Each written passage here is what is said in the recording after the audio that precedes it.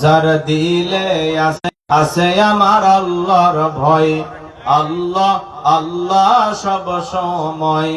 আহার নিদ্রা ভালো লাগে না এই দুনিয়া, ভালো লাগে না, ভালো লাগে শুধু ইল্লাল্লাহ, লা ইলাহা ইল্লাল্লাহ, জোরে লা ইলাহা, লা ইলাহা ইল্লাল্লাহু মুহাম্মাদুর রাসূলুল্লাহ সাল্লাল্লাহু আলাইহি ওয়াসাল্লাম। বাংলাদেশের ঐতিহ্যবাহী সাতক্ষীরা জেলার কালীগঞ্জ থানার অন্তর্গত দক্ষিণ সেহরা দক্ষিণ মাঠে এলাকার যুব সমাজ কর্তৃক আয়োজিত আজকের এই বার্ষিক তাফসীরুল কোরআন মাহফিলের সম্মানিত সুযোগ্য অনারেবল প্রেসিডেন্ট হযরত মাওলানা আবুল কালাম আজাদ, আল্লাহ পাক তারে গোলামকে হায়াতে তৈয়্যিবা সিদে কুলিয়া দান করুন, ছিলা বলুন আমিন। আজকের প্রোগ্রামের আমন্ত্রিত উলামায়ে কিরাম কথা বলে ধন্য করেছেন সাতক্ষীরা জেলার কৃতি সন্তান, আমার অত্যন্ত কাছের প্রিয় ভাই, তরুণ আলোচক হযরত মাওলানা এম মিরাজ হুসাইন দামাত বারাকাতুম আলিয়া। আল্লাহ পাক প্রিয় ভাইয়ের কণ্ঠ দ্বীনের জন্য, ইসলামের জন্য, কোরআনের খেদমতের জন্য কবুল করুন, ছিলা বলুন আমিন। আজকের এই প্রোগ্রামের যিনি প্রধান মুফাসসির, আন্তর্জাতিক খ্যাতি সম্পন্ন নন্দিত মুফাসসির কোরআন, বিশিষ্ট মিডিয়া ব্যক্তিত্ব, বগুড়া জেলার কৃতি সন্তান, শ্রদ্ধাভাজন বড় ভাই হযরত মাওলানা কারি আব্দুল্লাহ আল-আমিন সাহেব দামাত বারাকাতুম আলিয়া।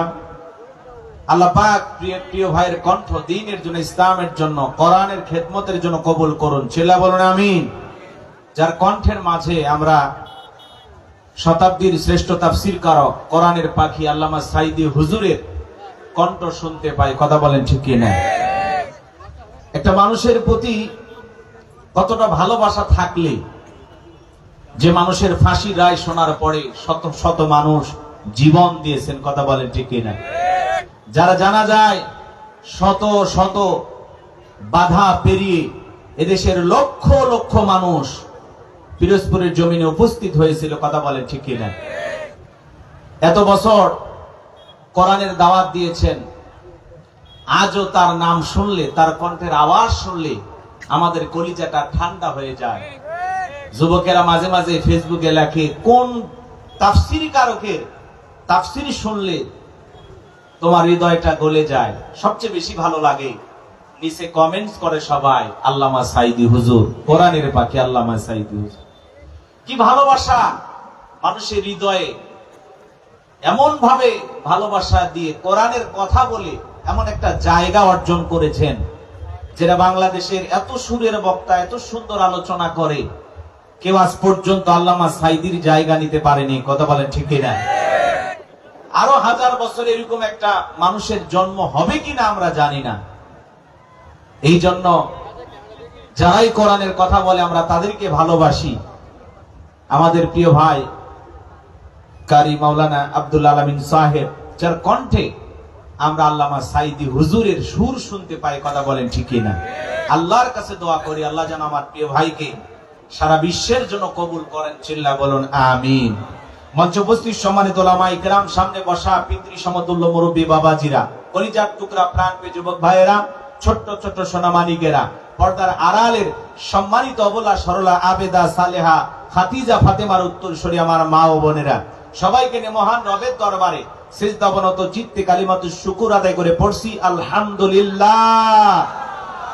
হয় নাই কৃপণতা অলসতা দূর করে মুসলমান হিসাবে সিংহের মতো বাঘের মতো গর্জন করে আল্লাহর দেয়া জবান দ্বারা দুইটা ঠোঁট মারায়া চিৎকার মেরে বলুন আলহামদুলিল্লাহ। পড়ুন রব্বানা লাকাল হামদ হামদান কাসীরান তাইয়িবান মুবারাকান ফি। লক্ষ কোটি দরুদ সালাম মানবতার শ্রেষ্ঠ বন্ধু, বিশ্ব নবী, বিশ্ব নেতা, যে নবী আইয়ামে জাহিলিয়াতের যুগে আগমন করে অসভ্য মানুষদেরকে সভ্য বানিয়েছেন, অভদ্র মানুষদেরকে ভদ্র বানিয়েছেন। কোরআন নামের সংবিধান দিয়া, কোরআনের রাজ কায়েম করিয়া সোনালী যুগ উপহার দিয়ে মদিনার পাক ভূমিতে শায়িত আছেন। সেটা সুরের প্রতি কলিজা ভরা মহব্বত নিয়ে পড়ছি দরুদ সালাম। সকলেই পড়ুন সাল্লাল্লাহু আলাইহি ওয়াসাল্লাম। সম্মানিত ভাইয়েরা আমার, আজকের মাহফিলে আসতে পেরে বসতে পেরে আপনারা খুশি না বেজা? এই যে আপনাদেরকে হাত দিয়ে আমি কয়েকবার